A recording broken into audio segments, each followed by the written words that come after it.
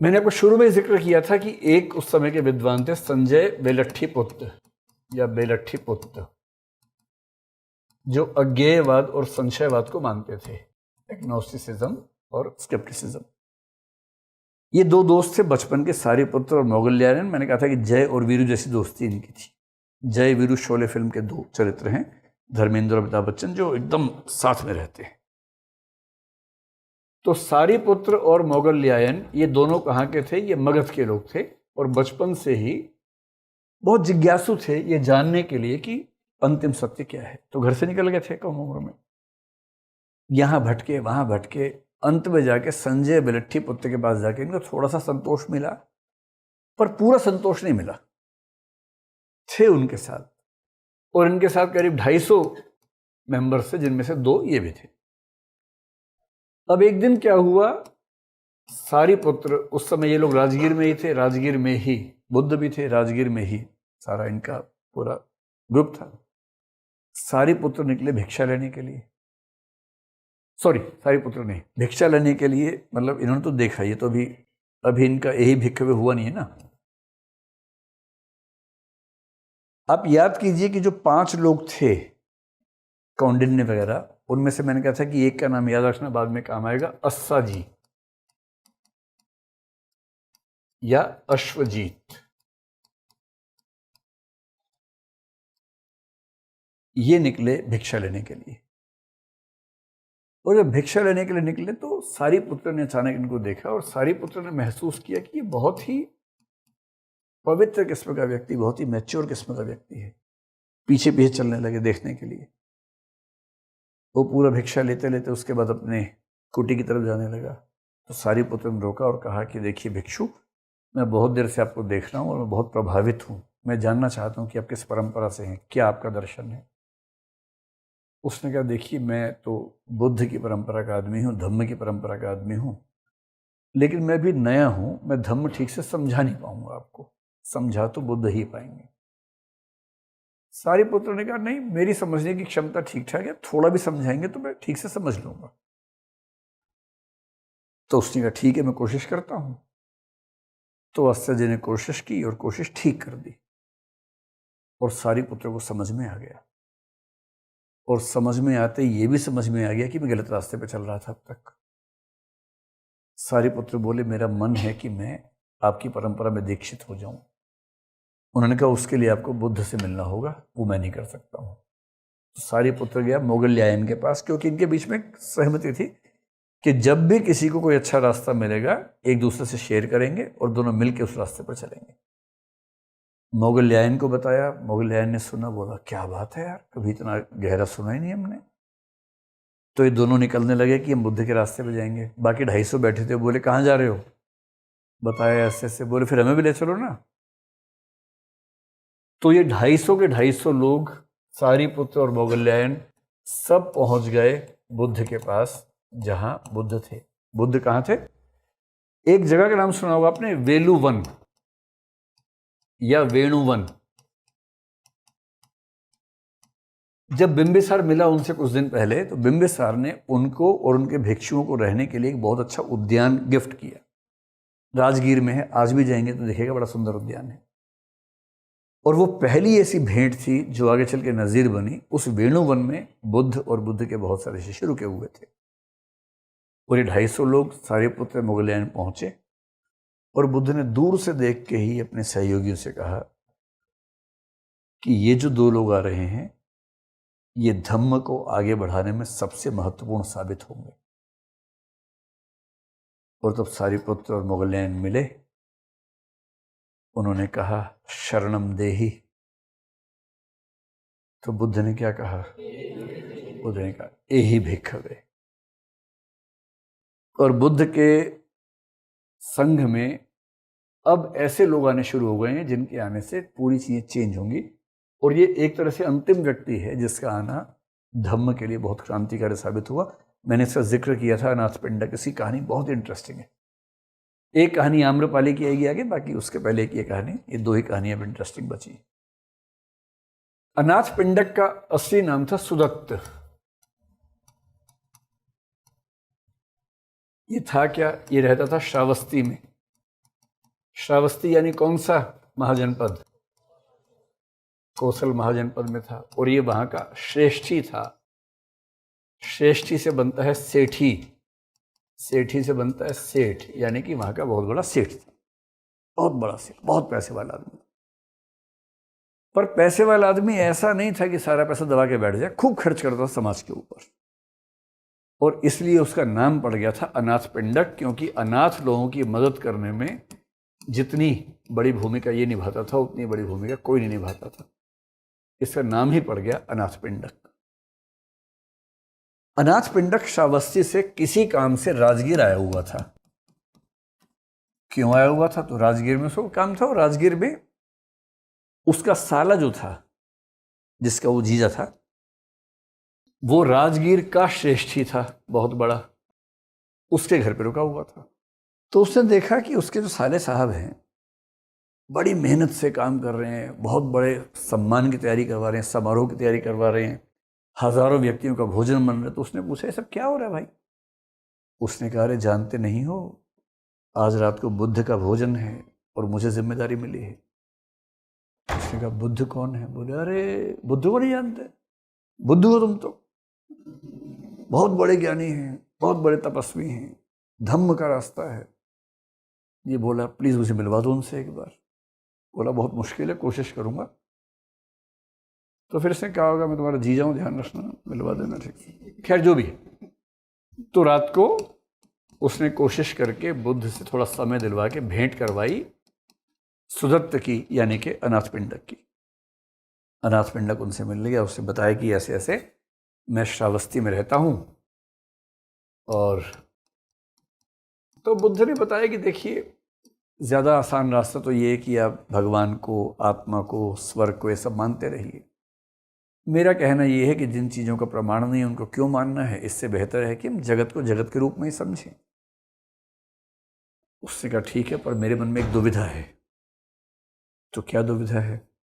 जो मैंने आपको शुरू में बताया था, मैं बहुत पैसे वाला आदमी हूँ, मेरे पास सैकड़ों लोग काम करते हैं, उनके परिवार चलते हैं, मैं हज़ारों व्यक्तियों की चिंता करता हूँ, बहुत सारे अनाथों की ज़िंदगी को संभालता हूँ, पर मेरा मन इस सब में लगता नहीं है। मेरा मन करता है कि मैं सब छोड़ के तपस्वी बन जाऊं और आप जैसा जीवन जीऊं।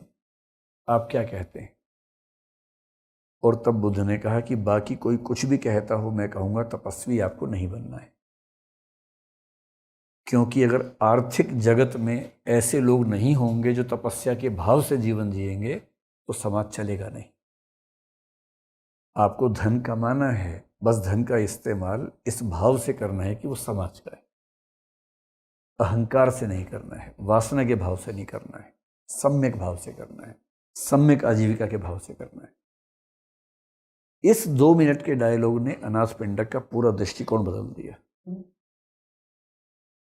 और अनाथ पिंडक ने कहा, शरणम देहि, और वहां से क्या आया? एहि भिक्खवे।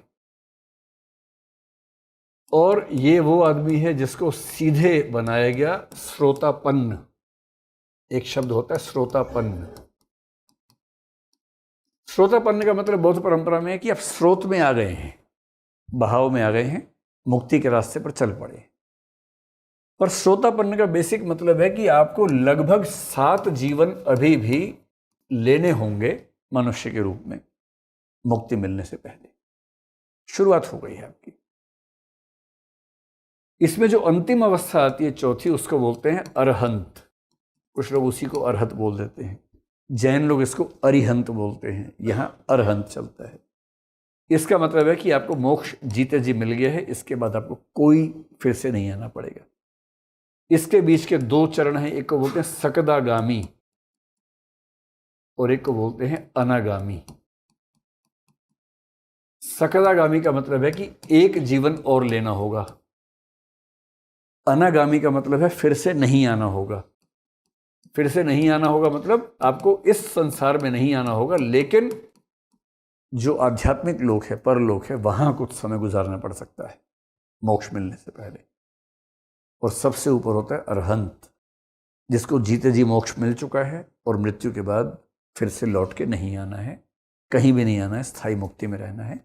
ये बौद्ध परंपरा के 4 बड़े प्रसिद्ध शब्द हैं, बुद्ध ने इनका बहुत इस्तेमाल किया है। तो सीधे श्रोतापन्न बनाना बड़ी बात होती है, लेकिन बुद्ध ने अनाथ पिंडक को सीधे श्रोतापन्न का दर्जा दिया। और अनाथ पिंडक ने एक वायदा किया। वायदा क्या किया? अपनी ओर से कमिटमेंट की कि मैं आपके लिए, जैसे राजगीर में महाराजा बिंबिसार ने आपको और आपके भिक्षु साथियों के लिए वेलुवन बनाया है, मैं श्रावस्ती में आपके लिए एक ऐसा ही वन बनवाऊंगा। वन का मतलब एक ऐसा स्थान बनवाऊंगा जहां आप और आपके शिष्य अपना समय गुजार सकें और धार्मिक कार्य कर सकें। ये कह के अनाथ पिंडक वहाँ से निकला और ठीक इस समय बुद्ध के पास एक टेलीग्राम आया। टेलीग्राम का मतलब कोई व्यक्ति आया। बुद्ध को धर्म प्रचार करते हुए 1 साल हो चुका था लगभग, और बुद्ध राजगीर में ही थे। अचानक शुद्धोधन को लगा कि भाई पूरे दुनिया को ज्ञान दे रहा है बेटा, थोड़ा हमें भी दे दे, तो ज्ञान पे थोड़ा हक तो हमारा भी बनता है।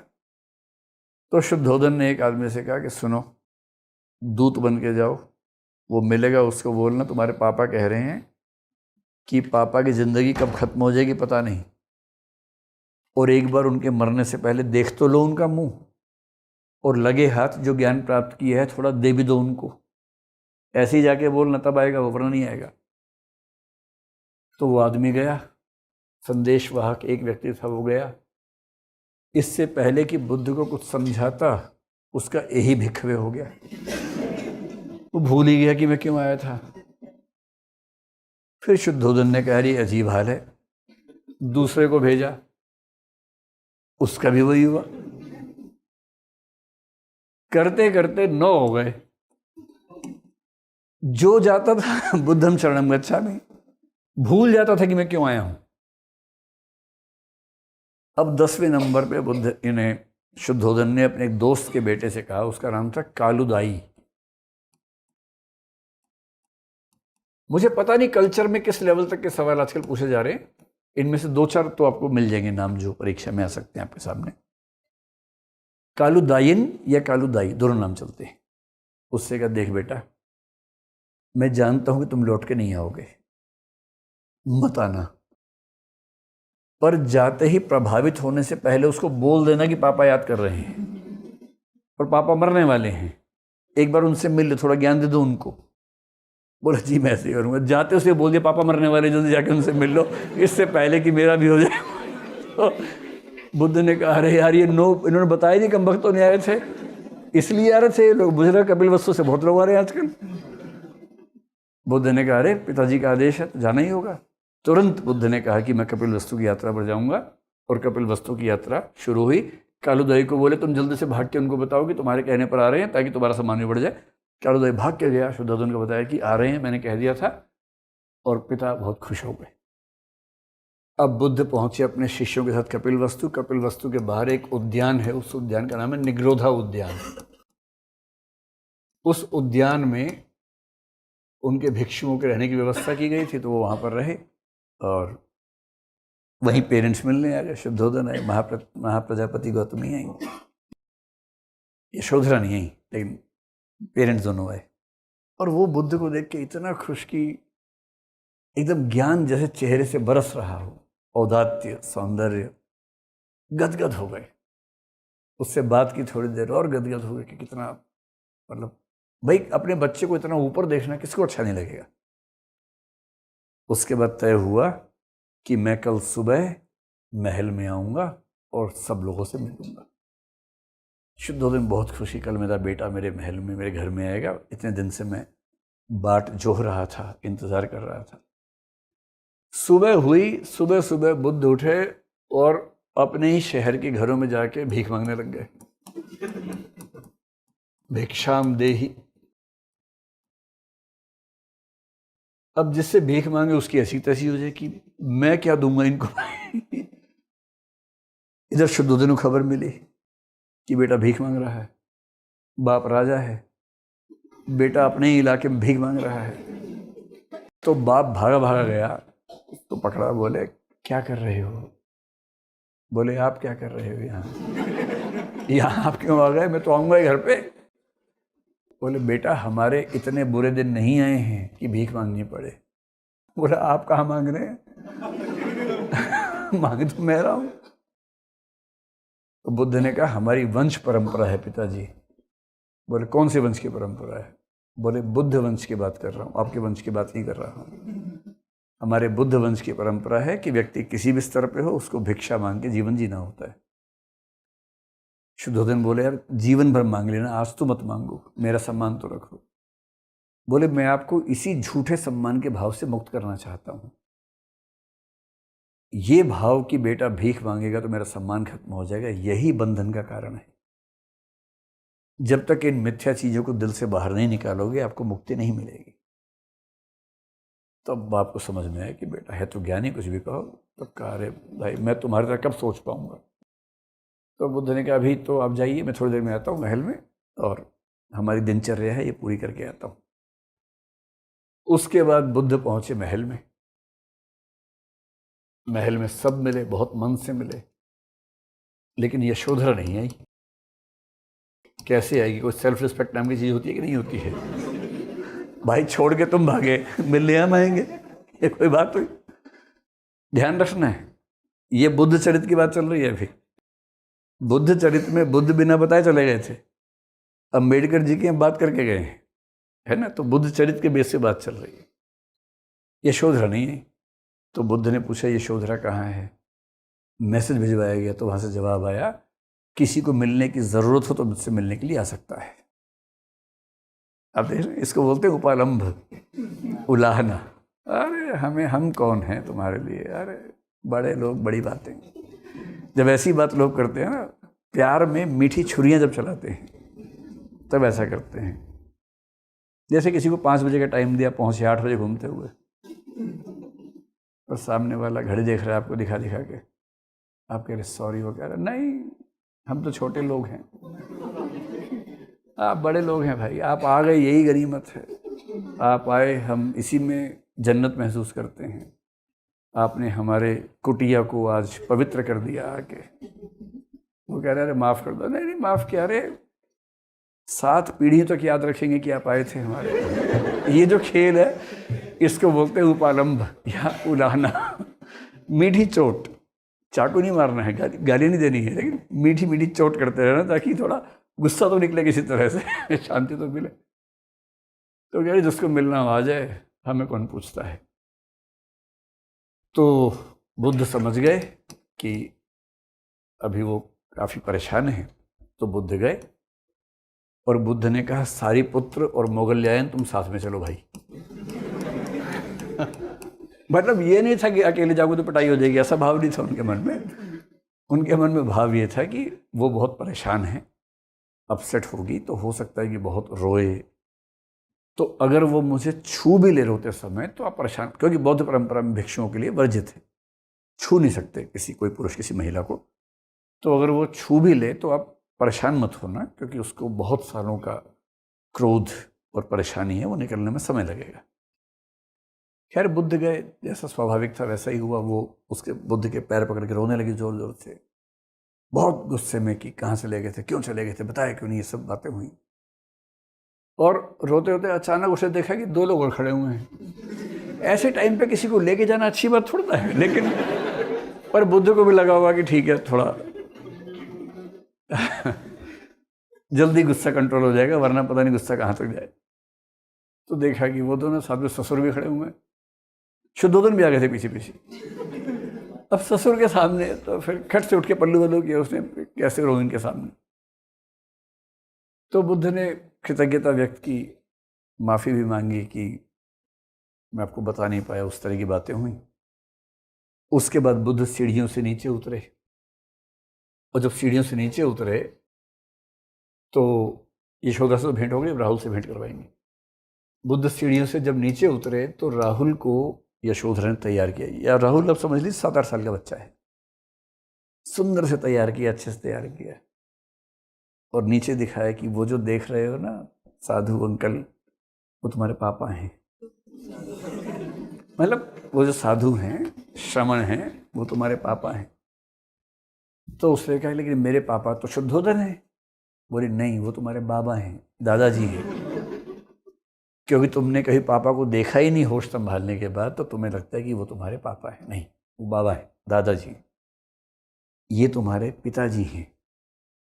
और ये बहुत बड़े व्यक्ति हैं, तुम इनके पास जाओ, अपना हक मांगो इनसे, अपना उत्तराधिकार मांगो, अपना हिस्सा मांगो। नेगेटिव सेंस में नहीं कह रही है, अच्छी सेंस में कह रही है। तो राहुल नीचे आ गया और राहुल पापा के पीछे पीछे घूमे जहां पापा जाए।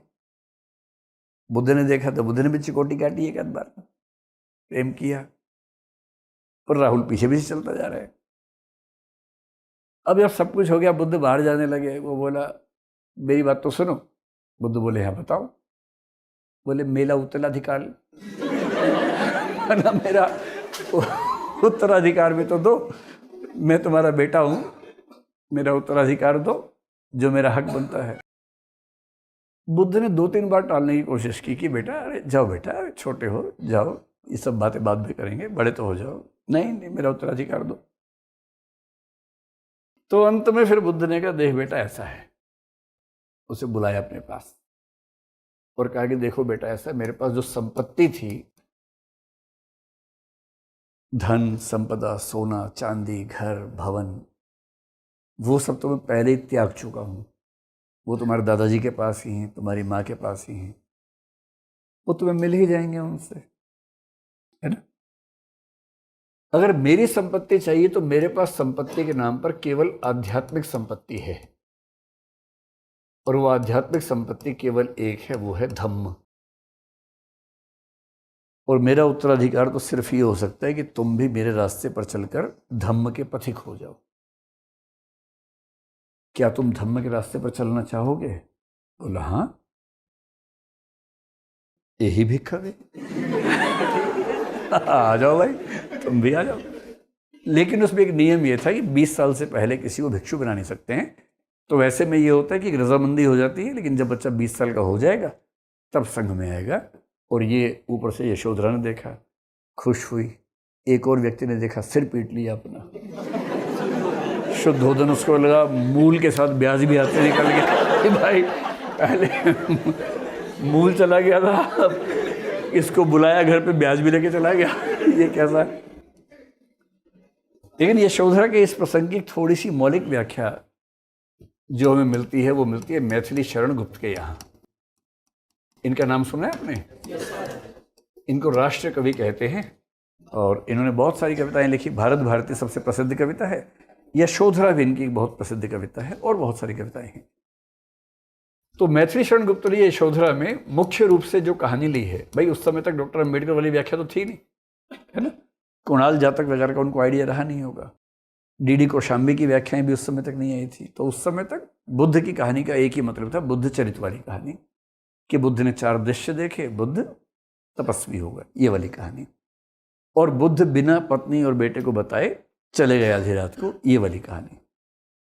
तो इसी पर गुप्त जी ने यशोधरा में नाराजगी जाहिर की, पहले तो कि मुझे बता के क्यों नहीं गए। वही जो मैंने बताया था, सिद्धि हेतु स्वामी गए, यह गौरव की बात, पर चोरी चोरी गए, वो यही बड़ा व्याघात। सखी वो मुझसे कह कर जाते, कह तो क्या वे मुझको अपनी पथ बाधा ही पाते। ये दुख उनका व्यक्त हुआ है। पर उस दुख से बड़ी बात हुई है इस प्रसंग में। बुद्ध ज्ञान प्राप्त करने के कुछ वर्षों के बाद, 6-7 वर्ष के बाद, नहीं, ज्ञान प्राप्त करने के 1 वर्ष के बाद, जाने के 7 साल के बाद लगभग, जब शुद्धोधन के बुलावे पर आए हैं तो यशोधरा से मिलने के लिए उसी कमरे में गए।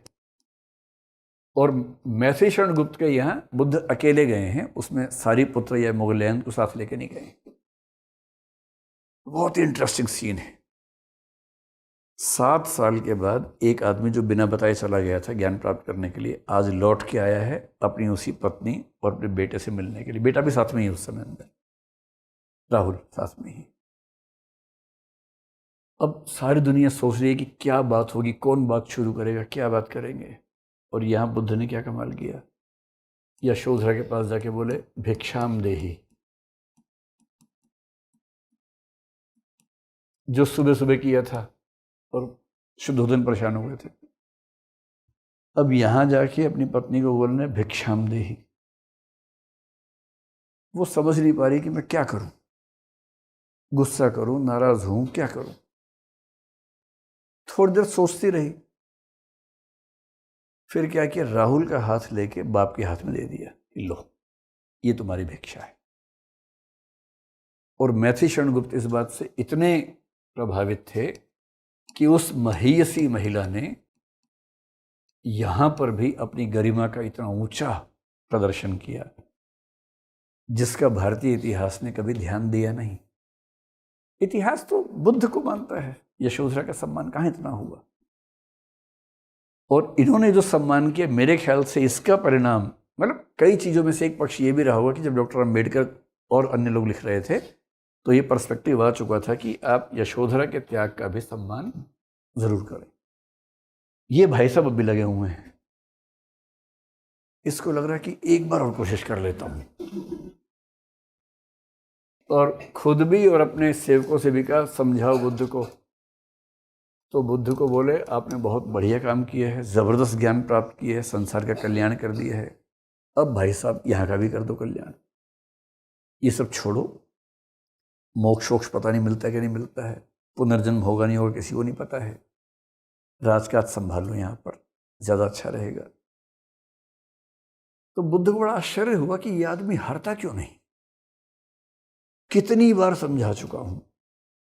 फिर एक बार बुद्ध ने रिवीजन करवाई अपने उस विचार की, और फिर थोड़ी देर में शुद्धोधन बोले क्षमा चाहता हूं, आज के बाद आपसे नहीं कहूंगा, आप आराम से अपने रास्ते पर जाएं, और मैं बहुत खुश हूं कि आप यहां मुझसे मिलने तो आए। अब बुद्ध वहां से जा रहे हैं, और जब जा रहे हैं तो बहुत सारे शाक्य युवकों में दो तरह के लोग थे, एक वो जो बुद्ध को बहुत पसंद करते थे, एक वो जो नफरत करते थे। नफरत करने वालों को बुद्ध ने थोड़े चमत्कार दिखाए, फिर वो भी कंट्रोल में आ गए, लेकिन चमत्कारों की बात यहां ज्यादा करने का मतलब है नहीं।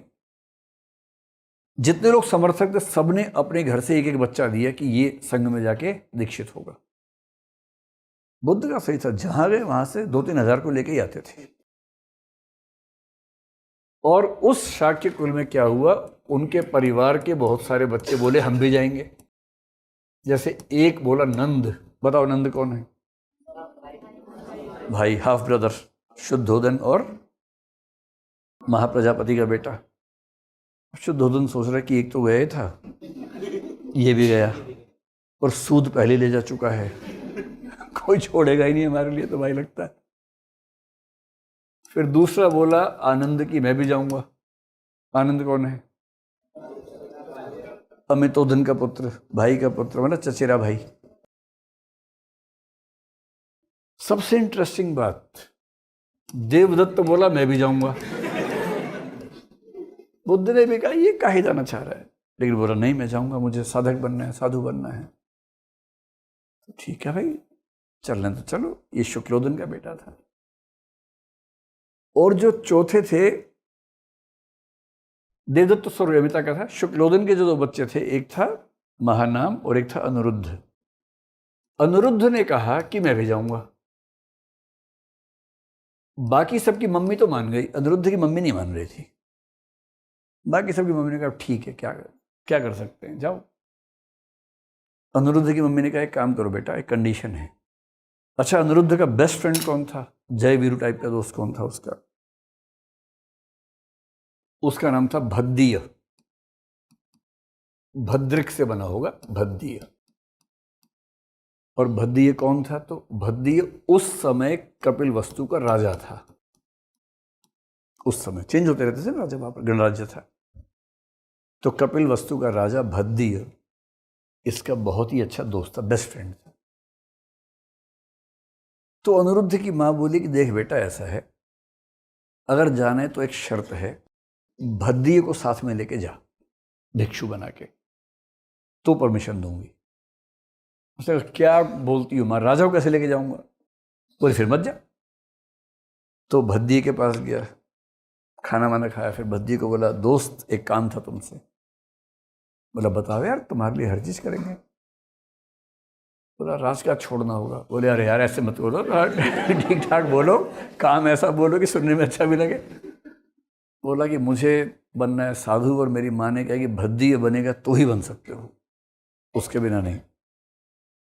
बोला अरे यार तुमने धर्म संकट में डाल दिया, एक तरफ राज्य एक तरफ दोस्त। थोड़ा सोच के बोलता कि बीच का रास्ता निकाल लेते। ऐसा करो 7 साल का टाइम मांग लो, 7 साल में गद्दी छोड़ दूंगा, फिर चलेंगे संन्यास लेने के लिए। बोला नहीं, मुझे तो अभी जाना है, अभी सब भाई जा रहे हैं मेरे, मैं अकेला क्या करूंगा यहाँ रह के, तू भी चल रहा, क्या करेगा यहाँ। तो फिर भद्दी ने बार्गेनिंग होते होते अंत में हुआ, अच्छा 7 दिन तो दे दो भाई। तो ठीक है 7 दिन ले लो। तो भद्दी ने 7 दिन में इस्तीफा दे के पोटली बांधी, बाल कटवाए, बुद्धम शरणम गच्छामि। तो ये सारे के सारे दोस्त उनके साथ चले गए। अब ये क्या हो रहा है, ये सारे के सारे जा रहे हैं, इनको छोड़ने के लिए कई लोग जा रहे हैं।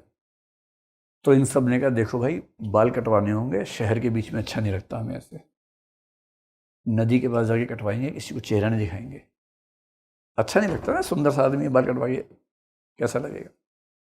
तो उपाली से बोले, उपाली भाई, उपाली वहां का एक नाई था, बोले उपाली भाई आप भी वहीं चलो, वहीं मूंड देना हमारा सिर, यहां ठीक नहीं लगेगा, और वहीं से हम निकल जाएंगे। उपाली बोला ठीक है। तो उपाली को वहीं ले गए, सबने अपना सिर मुंडवाया वहां पर,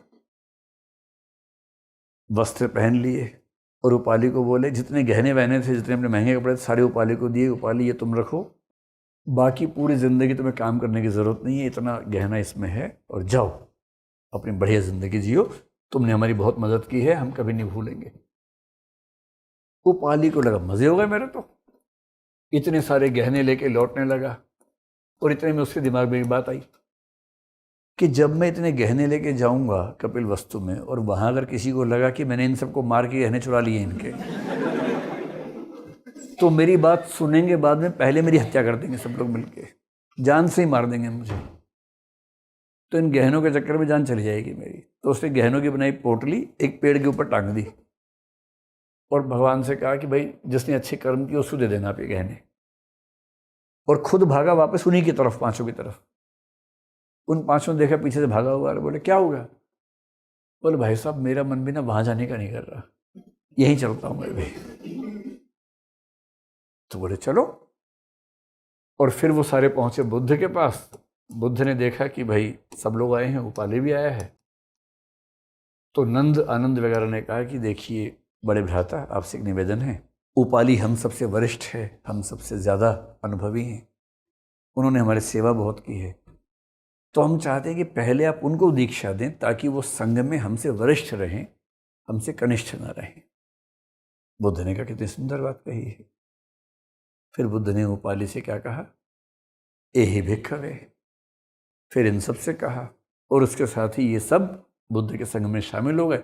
और ध्यान रखना, ये उपाली वो व्यक्ति है जिसने आगे चलकर पहली बौद्ध संगीति में विनय पिटक की रचना की थी। मैंने पहले भी जिक्र किया था। तो विनय पिटक अगर कभी कोई पूछे उसकी रचना किसने की है, तो उपाली नाई, पूरा नाम या सिर्फ उपाली नाम से हो सकता है। अनाथ पिंडक आपको ध्यान है कौन था?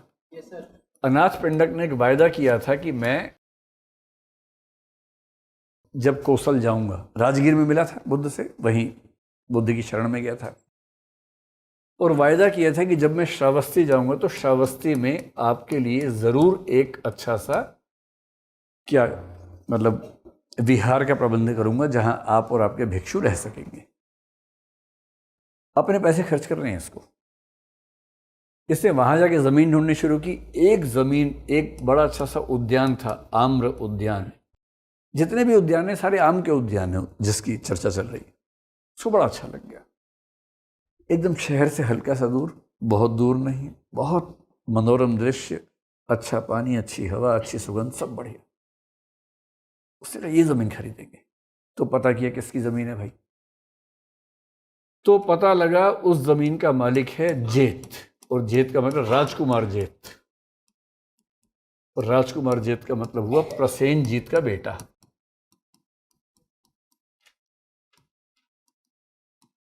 तो ठीक है, ये भी पैसे वाला आदमी, वो सत्ता वाला आदमी। पैसे वाले आदमी ने सत्ता वाले आदमी से पूछा कि मैं ये जमीन खरीदना चाहता हूं, कितने की दोगे? तो जेत ने कहा दूंगा ही नहीं।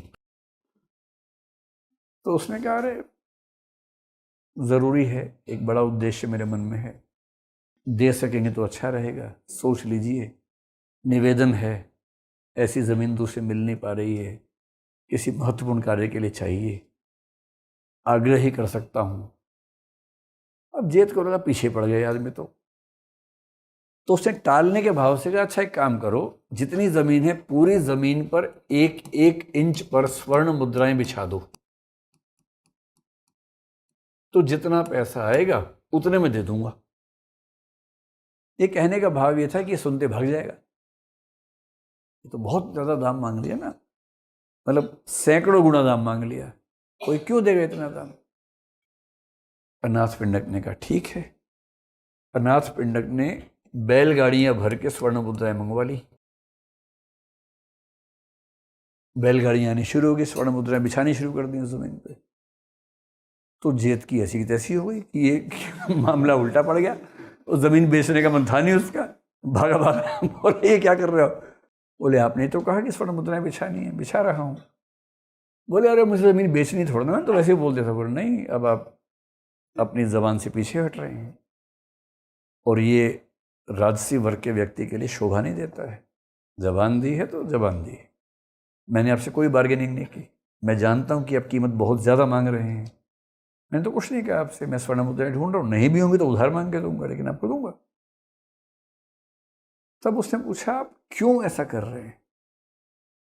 उसने कहा भाई, महात्मा बुद्ध के लिए एक विहार बनाना चाहता हूँ कि वहाँ वो और उनके साथी, उनके जो भिक्षु हैं, साधना कर सकें। बोला अरे आप इतना नेक काम करने के लिए ऐसा कर रहे हैं और मुझे इसमें दोषी बना रहे हैं, तो आप ऐसा कीजिए, ज़मीन मेरी ओर से उपहार ले लीजिए। और ये कहे कि जेठ ने अपनी ज़मीन दे दी उपहार में, बस ये कहा कि जो वृक्ष हैं उन पर मालिकाना हक मेरा रहेगा। आगे चलकर वो भी दे दिया। उस जगह का नाम जेठ के नाम से था, जेतवन पहले, अब अनाथ पिंडक भी आ गया, तो अब इसका नाम हो गया अनाथ पिंडक का जेतवनाराम। संक्षेप में जेतवन या जेतवन विहार कहते हैं, पूरा नाम अनाथ पिंडक का जेतवनाराम था। तो कभी जेतवन को लेकर प्रश्न आए तो श्रावस्ती प्रसन्नजीत का बेटा जेठ, उसकी ज़मीन अनाथ पिंडक यानी सुदत्त ने कैसे खरीदी, कैसे गिफ्ट ली और ये करके दी। और ये जो बना जेतवनाराम या जेतवन विहार, ये बुद्ध का सबसे प्रिय स्थान था। बुद्ध ने अपने जीवन के ध्यान रखिएगा, इस समय तक बुद्ध की आयु 35-36 साल के आसपास हो चुकी है, 80 में उनकी मृत्यु हुई है, कुल 44 साल बचे हुए हैं। उन 44 साल में से 25 वर्ष वो यहाँ रहे। उन 25 वर्ष में से 19 वर्षों तक जो वर्षावास होता है, इन साधुओं का वर्षावास 4 महीने का होता है, जहाँ वो एक स्थान पर टिक के रहते हैं। 19 वर्ष तक वर्षावास उन्होंने जेतवनाराम में किया। तो जेतवन, अगर बुद्ध के इतिहास को टटोलना हो और अगर आपको सिर्फ एक जगह देखनी हो तो जेतवन देखना चाहिए। महाराज प्रसेनजीत को पता लगा कि मेरे बेटे के माध्यम से एक ज़मीन पे बुद्ध आए हैं, तो बुद्ध से मिलने के लिए पहुँचे। और प्रसेनजीत बुद्ध का बड़ा सम्मान करते थे और बुद्ध से लंबी चौड़ी बात हुई, लेकिन वो बुद्ध के भिक्षु नहीं बने, वो बुद्ध के उपासक थे। और उपासक रूप में यानी सम्मान के भाव से, उपासना के भाव से हमेशा रहे, लेकिन न भिक्षु बनने की बात इनकी ओर से थी, न उनकी ओर से थी। लेकिन हाँ, प्रसेनजीत बहुत सम्मान करते थे, ये बात हमेशा से मानी जाती है। अब ये भाई साहब फाइनली गए, इतना निवेदन कर करके खूब बेटे को समझाया, बेटा आ जाओ, बेटा आ जाओ, बेटा पापा मर जाएंगे, बेटा आ जाओ। और ये अंतिम रूप से दुख का दिन आ ही गया। बुद्ध को धम्म का प्रचार करते हुए 5 वर्ष हुए थे, यानी कि बुद्ध की उम्र लगभग 40 वर्ष के आसपास की थी। और तब खबर मिली कि शुद्धोदन का देहांत हो गया है। अब बुद्ध इस भाव से नहीं गए कि मेरे पिताजी मर गए, बुद्ध इस भाव से गए कि हाँ, मेरे एक परिचित की मृत्यु हुई है, मैं तो बुद्ध वंश का हूँ और अनित्य संबंध हैं, तो इसमें बहुत ज़्यादा हाय तौबा नहीं मचानी है। पर गए क्योंकि उनके पिता तो थे ही। और निग्रोधा उद्यान जो कि कपिलवस्तु के बाहर है, उसमें कुछ दिनों तक रहे, जो वहाँ पर सारी चीज़ें हुई उसका हिस्सा बने, बहुत लीन होकर हिस्सा नहीं बने, लेकिन हाँ, उपस्थिति दर्ज कराई कि मेरे पिता की मृत्यु हुई है तो मुझे वहाँ पर होना चाहिए। लेकिन यहां पर आकर एक नया प्रसंग छिड़ गया उनके सामने। वो निग्रोधा उद्यान में थे तो एक दिन क्या हुआ, महाप्रजापति गौतमी जिन्होंने इनको पाला था बचपन से, वो आई। अच्छा, अभी तक तो क्या था कि शुद्धोदन थे तो उनकी पत्नी थी, साथ में थी। अब समझ नहीं आ रहा, नंद था वो भी चला गया, पति वहां चला गया, अब ये अकेली क्या करें। यशोधरा है, अपना बेटा पाल रही हैं, पर बेटा भी अब 12 साल का हो गया है, कुछ साल के बाद उसको भी संग में जाना ही जाना है, राजकाज में रुचि है नहीं, वो भी क्या करें। तो महाप्रजापति गौतमी प्लस 500 स्त्रियां पहुंची बुद्ध के पास निग्रोधा उद्यान में और कहा, क्या बोलती होंगी, बेटा तो नहीं बोल पाती होंगी, बेटा इतना बड़ा हो गया तो कैसे बोलेंगे। तो बोली होंगी, तथागत मैं चाहती हूं और मेरे जैसी 500 स्त्रियां चाहती हैं कि हमें भी भिक्षु संघ में अनुमति मिले या भिक्षुणी संघ हमारे लिए बनाया जाए। अच्छा, बुद्ध को अच्छे से पता था कि मैं हाँ बोल दूंगा बड़ी बात तो हो जाएगी, पर उसके बाद जो जो होगा लोग समझ नहीं पा रहे। आप समझ पा रहे कि माहौल उस समय कैसा रहा होगा। एक तो महिलाओं को उस समय घर से निकलना, अब क्या होगा कि कुछ महिलाएं घर से भाग के आ जाएंगी, अगर आपने रख लिया तो उनके परिवार वाले तलवार लेके आएंगे, लाठी भाला लेके आ जाएंगे, हर समय यही होता रहेगा। अच्छा, कोई पत्नी अपने परिवार से अनुमति लेके भिक्षुणी बन जाए, संभावना बहुत कम है इस बात की। अगर बन गई तो उस माहौल में चीजें ठीक रहेंगी या नहीं, वो तो ठीक है व्यक्ति, पर जो बाकी लोग हमने इकट्ठे किए हुए यहाँ वहां से, उन सब की गारंटी कैसे ले। तो बुद्ध को प्रैक्टिकली बहुत लगता था कि ये चीज बहुत मुश्किल हो जाएगी, तो बुद्ध इस पर चुप रहे। अच्छा, बुद्ध का तरीका क्या था, जो प्रश्न के जवाब नहीं देना है बस मुस्कुरा के चुप हो जाते थे। कुछ पूछ लो उनसे, मुस्कुराएंगे चुप। अब सामने वाला खुद को देख रहा है, ऐसे ऐसे देख रहा है कि मैंने ऐसा क्या किया है भाई, पूछा ही तो था। तो बुद्ध की मौन मुस्कुराहट दर्शन में बहुत प्रसिद्ध है, जब हम दर्शन पे आएंगे तो उसमें उनकी मुस्कुराहट का मतलब समझेंगे।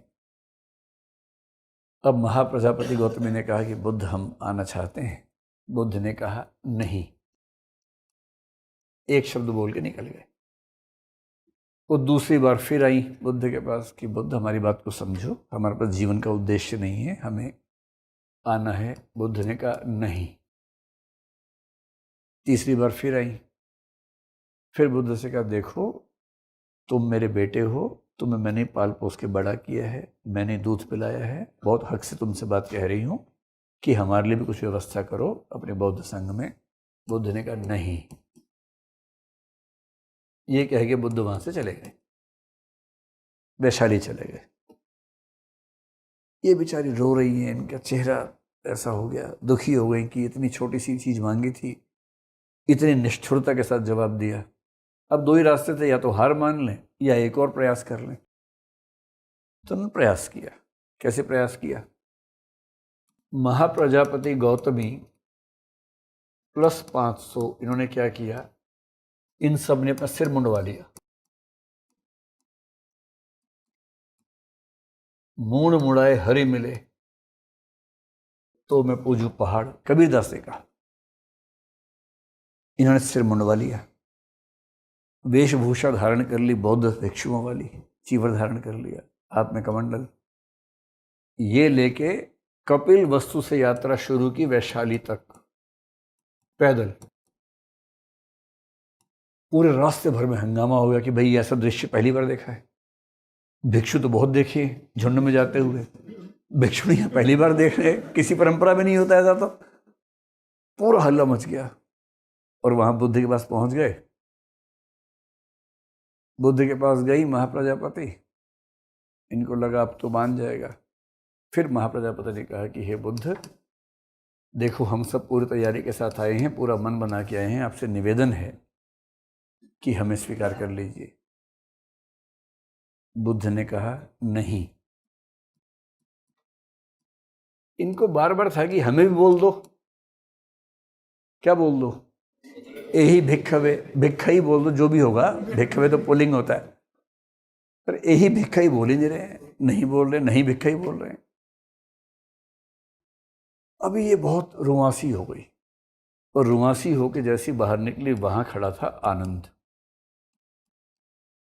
आनंद अब तक बुद्ध के सबसे नज़दीक आ चुका था। बुद्ध का निजी सचिव बना तो नहीं था, कुछ साल के बाद बना, लेकिन हाँ लगभग उस स्थिति में आ चुका था।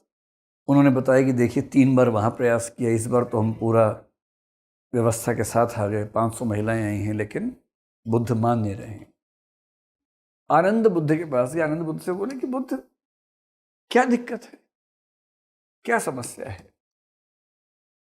बुद्ध बोले चुप रहो, व्यावहारिक दिक्कतें हैं, चुप रहो। आनंद बोले क्या आपको लगता है कि ये महिलाएं श्रोतापन्न नहीं बन सकती हैं, या सकदागामी नहीं बन सकती हैं, या अनागामी नहीं बन सकती हैं, या अरहंत नहीं बन सकती हैं? क्या इस रास्ते पर चलना इन महिलाओं के बस की बात नहीं है? बुद्ध ने कहा नहीं, ऐसी कोई बात नहीं है, चल सकती है, वो कोई समस्या नहीं। बोला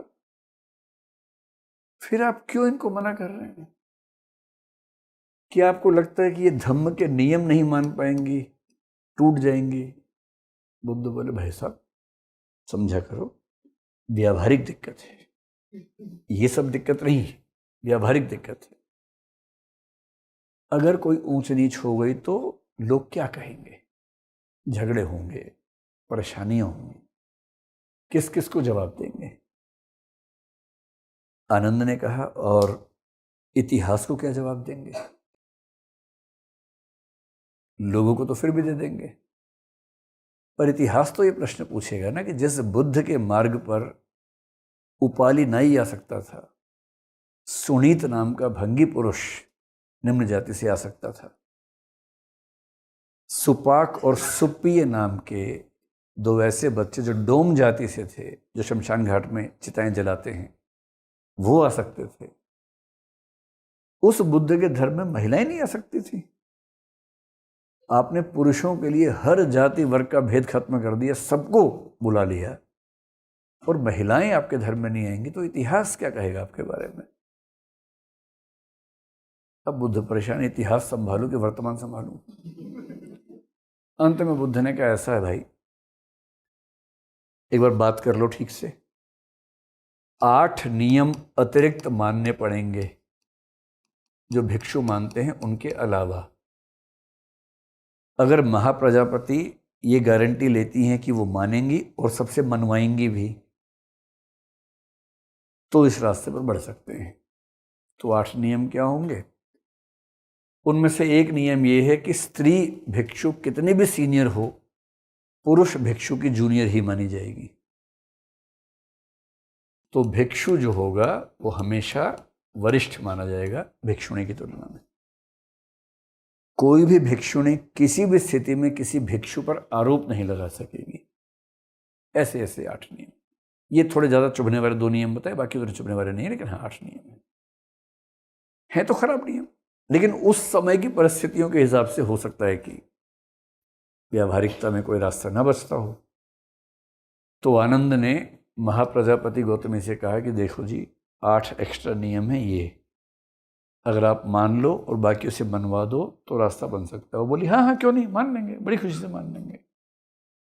और ये हो गया तो फिर बुद्ध ने अपनी माता को, महाप्रजापति गौतमी को दीक्षा दी, और आनंद और बाकी लोगों ने बाकी 500 महिलाओं को दीक्षा दी, और यहीं से बौद्ध धर्म में भिक्षुणी संघ की स्थापना हुई। मुझे नहीं पता आपको इस बात का अंदाजा है या नहीं, एक किताब है भारतीय संस्कृति की सबसे महान पुस्तकों में से, उसका नाम है थेरी गाथा। थेरी गाथा में 73 भिक्षुणियों की कहानियां हैं जो इस भिक्षुणी संघ में शामिल थी। और इससे पता लगता है कि बौद्ध परंपरा में स्त्रियों को जब घर से निकलने की परमिशन मिली, आने की परमिशन मिली, तो उनकी ज़िंदगियाँ कैसी थी, कितनी खराब खराब ज़िंदगी थी, कैसे उन्होंने धर्म के रास्ते पर जीवन को ठीक किया। और इस भिक्षुणी संघ में जो महिलाएं थी, महाप्रजापति गौतमी तो थी ही, इन 500 महिलाओं में एक महिला यशोधरा भी थी। और यहां आकर यशोधरा का नाम हो गया भद्दा, यानी भद्रा कच्चाना कात्यायना। भद्दा कच्चाना नाम मिला यशोधरा को जब वो भिक्षुणी बन गई। इसी परंपरा में एक महिला जो आगे चल के आएगी उसका नाम है अम्बपाली यानी कि आम्रपाली। इनका नाम सुना है आपने कभी? इसी परंपरा में एक और महिला थी जिसका नाम बोलते किस्सा गौतमी। कहीं कहीं किसी गौतमी मिलता है, कहीं कहीं किस्सा गौतमी मिलता है। इसकी भी बहुत रोचक कहानी थी। और बाद में एक निम्न वर्ण की महिला बहुत प्रसिद्ध हुई, उसका नाम था प्रकृति चांडालिका। चांडाल समाज की लड़की थी और उसको भी भिक्षुणी संघ में स्थान दिया। और यहाँ के एक सेंस में कह सकते हैं कि बौद्ध धर्म अपने समय के बाकी धर्मों से बहुत ज़्यादा प्रोग्रेसिव बना, और इसमें मुख्य भूमिका आनंद की है, न कि मुख्य भूमिका महात्मा बुद्ध की है। और यहाँ एक सवाल उठता है कि बौद्ध परंपरा में लिंग समानता है या नहीं है। तो जो लोग कहते हैं हाँ, वो कहते हैं कि भिक्षुणी संघ बाकी किसी धर्म में उस तरह से स्थापित नहीं था, यहाँ था। महिलाओं को मोक्ष का अधिकारी माना गया, जबकि बाकी परंपराओं में ऐसा आमतौर पर नहीं था। यहाँ तक कि जैन धर्म में जो दिगंबर परंपरा है उसको लेके ये आरोप लगता है कि वहाँ पर महिलाओं को सीधे सीधे मोक्ष का अधिकारी नहीं माना जाता है, तो ये वहाँ भी आक्षेप आता है। फिर थेरी गाथा जैसी किताबें भी इस बात का प्रमाण है कि महिलाओं को बहुत अच्छी भूमिका वहाँ पर मिली थी। जो लोग बोलते हैं नहीं में पहली बात तो बुद्ध की जो हिचकिचाहट लंबे समय तक रही उसका जिक्र करते हैं। फिर जो 8 नियम अलग से बनाए थे कि महिलाएं कितनी भी वरिष्ठ हों वो पुरुषों की तुलना में कनिष्ठ ही रहेंगी, इसको लेकर लोग थोड़ा सा नाराज होते हैं। और एक अंतिम बात जो बुद्ध ने आनंद से कथन कहा था, और जब भिक्षुणी संघ बन गया तो बुद्ध ने आनंद से कहा कि भैया तुमने बनवा तो लिया ज़बरदस्ती करके, अगर धम्म वैसे चलता 1000 साल तो अब चलेगा 500 साल। अब कई बौद्ध कहते हैं कि ये कथन प्रामाणिक नहीं है, झूठा कथन है, लेकिन ये कथन मिलता है, यानी कि महिलाओं के संघ में शामिल होने से धर्म की आयु आधी रह गई है, ये वो कहना चाह रहे थे। और ऐसे कथनों को लेकर आक्षेप लगता है कि बुद्ध शायद महिलाओं के लिए बहुत बराबरी की बात नहीं करते थे। अब बुद्ध की मृत्यु का समय आने वाला है, और उसके पहले 1-2 घटनाएं हैं। डाकू अंगुलीमाल तो आपने सुना ही होगा, बहुत पुरानी घटना है, बहुत इंटरेस्टिंग घटना है वाली। अंगुलीमाल कहाँ पर था? तो कोसल राज्य में था। कोसल राज्य का मतलब राजधानी कौन सी थी वहां? श्रावस्ती। और वहां राजा कौन था? प्रसेनजित। प्रसेनजित बहुत परेशान था। क्यों परेशान था? एक डाकू था अंगुलीमाल, अजीब पागल टाइप का डाकू था, जो मिलता मार देता था और उसकी उंगली काट लेता था, उंगली काट के माला में टांग देता था। उसे शौक था उंगलियों की माला पहनने का। और ये नहीं कि एक आदमी की 10 काट ले या पैर की मिला के 20 काट लेना, एक से एक काटेगा। उसका सपना था कि मेरी माला में 1000 उंगलियां हों। बाकी लोगों का क्या सपना होता है? मेरी माला में हीरा हो, मोती हो, सोना हो। उसका सपना था मेरी माला में 1000 उंगलियां हो। कहते हैं कि 999 हो चुकी थी, एक बची हुई थी। ये कहानी कहीं और आती है, ये बुद्ध चरित्र में इस तरह से नहीं आती। अब ऐसा खौफ कि पूरे पूरे मोहल्ले, पूरे पूरे गांव घोस्ट टाउन्स बन गए थे, सब खाली, कोई रहता ही नहीं कि अंगुलीमाल आ जाएगा। जैसे गब्बर सिंह नहीं था कि बेटा सो जा वरना गब्बर आ जाएगा, ऐसा अंगुलीमाल का ऐसा खौफ था। अब लोग प्रसेनजित के दरबार में कि हुजूर देखिए हमारा बच्चा गया था, बच्चा भी नहीं मिल रहा, उंगली भी नहीं मिल रही।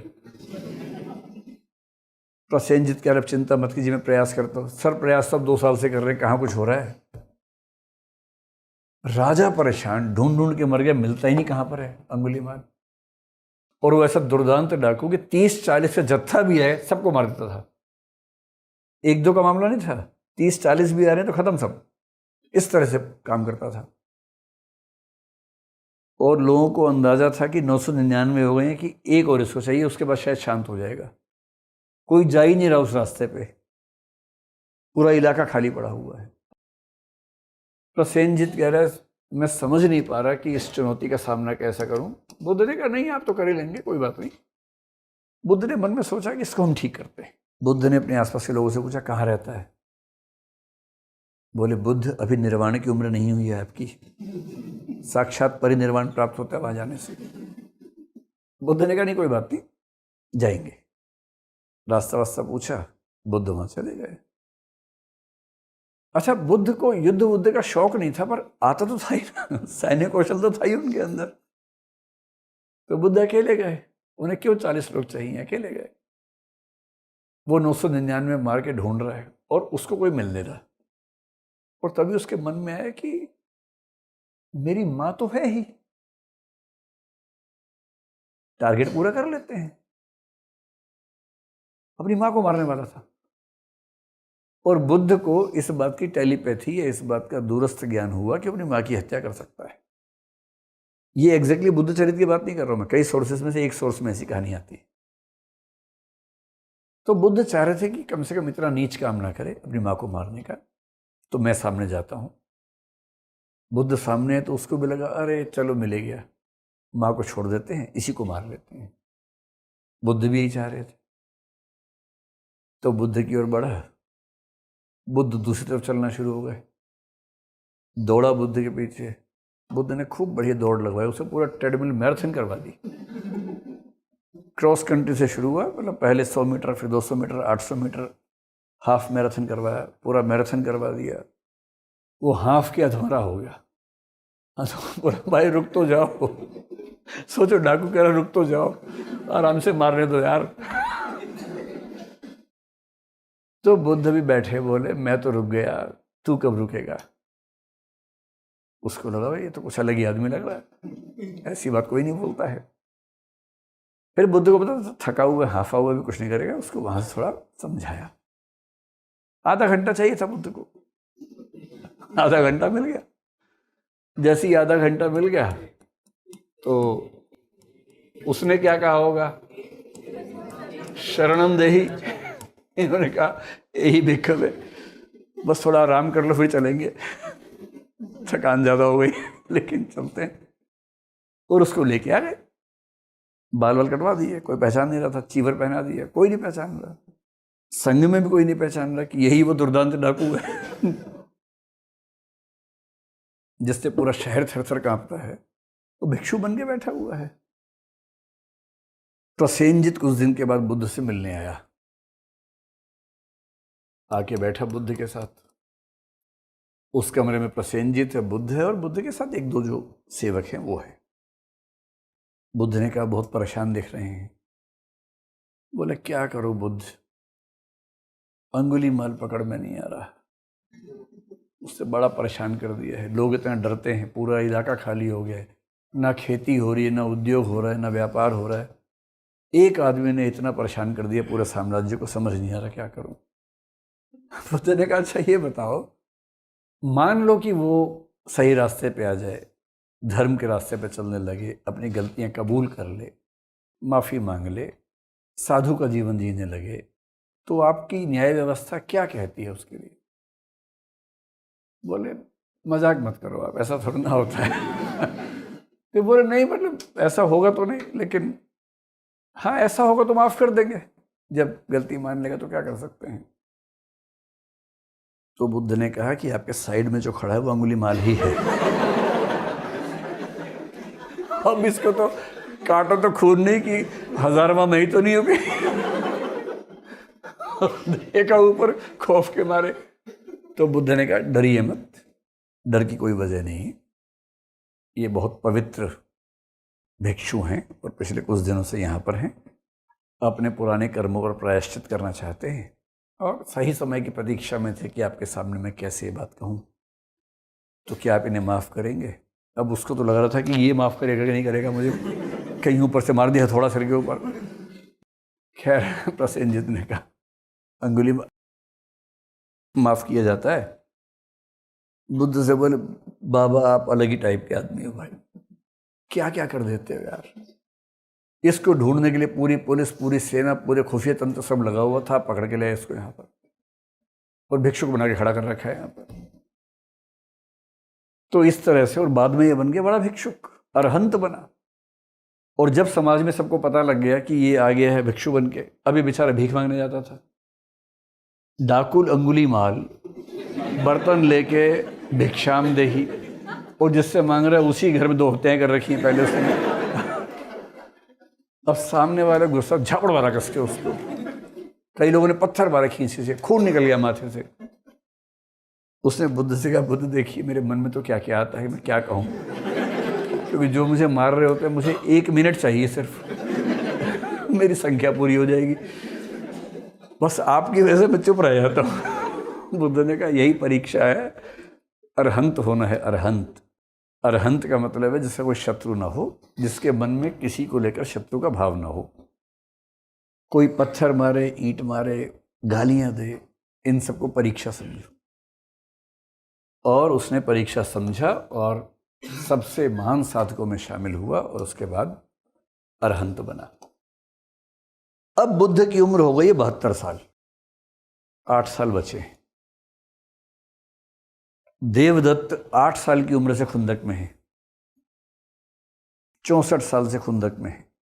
देवदत्त की कहानी यह है कि एक बार उसने पक्षी वाले प्रसंग में युद्ध किया था। एक कहानी और भी है, जब बुद्ध चले गए संन्यास लेके तो उसने यशोधरा के पास जाके एक गलत किस्म का निवेदन भी किया था और यशोधरा ने उसको धिक्कार के भगाया था वहां से। तीसरा प्रसंग ये है कि अब वो आ गया है भिक्षु संघ में, और भिक्षु संघ में उसके पास पावर नहीं है, वो चाहते कि पावर उसके पास हो। और उसने खुद एक बार भरी सभा में बुद्ध के सामने खड़े होकर कहा, हे बुद्ध, अब आप वृद्ध हो गए हैं, ये उचित नहीं है कि सारे फैसले आप करें, संघ की सारी शक्तियां आप रखें। अच्छा ये है कि संघ की शक्तियां अब आप कुछ लोगों को बांटें, और मैं अपना आवेदन प्रस्तुत करता हूं कि मैं संघ का प्रमुख बन के कार्य संचालन करूं। बुद्ध तो बड़ी मीठी बात करते थे, उस दिन थोड़ा गुस्से में आ गए। जैसे महात्मा गांधी भी लाठी रखते थे साथ, कभी तो काम आएगी ही। तो बुद्ध ने कहा कि जो दायित्व मैं सारिपुत्र और मोगल्यायन को देने की बात नहीं सोच पा रहा हूं, तुम जैसी भटकती हुई चेतना को कैसे दे सकता हूं। इस बात से वो रुष्ट हो गया और भरी सभा से निकल गया इस भाव से कि छोड़ूंगा नहीं, छोड़ूंगा नहीं। तो वो 8 साल से सोच रहा है, कुछ कर नहीं पा रहा, अलग बात है। अब उसको एक रास्ता समझ में आया और वो रास्ता ये था, वो गया अजातशत्रु के पास। अजातशत्रु कौन है? बिंबिसार का बेटा, राजकुमार। उसने कहा, देखो यार, ये 2 बूढ़े मिलके हमारा रास्ता रोक रहे हैं। तुम्हारा पिता बहुत बूढ़ा हो गया है, तुम्हें सत्ता ही नहीं दे रहा है। हमारे बुद्ध बहुत बूढ़े हैं, हालांकि मैं भी 40 साल छोटा हूं, लेकिन फिर भी 4 साल छोटा तो हूं। हमें सत्ता नहीं मिल रही है। अगर हम दोनों मिल जाएं तो कुछ बड़ा कर सकते हैं। अजातशत्रु ने कहा, क्या कर सकते हैं बताओ। बोले, कुछ नहीं, तुम अपने पिता की हत्या कर दो और तुम बन जाओगे राजा। जब तुम राजा बन जाओगे, सेना तुम्हारी हो जाएगी। तुम्हारी सेना के साथ मिलके मैं बुद्ध की हत्या करवा दूंगा, विहार मेरा हो जाएगा। जब सत्ता और धर्म दोनों हमारे होंगे तो हमसे बड़ा कौन होगा। अजातशत्रु था तो मोटी बुद्धि का, पर यह बात समझ में आ गई उसको, ये बात तो ठीक कह रहे हो। तो मैं ऐसा करता हूं, मैं अपने पिताजी की हत्या करता हूं।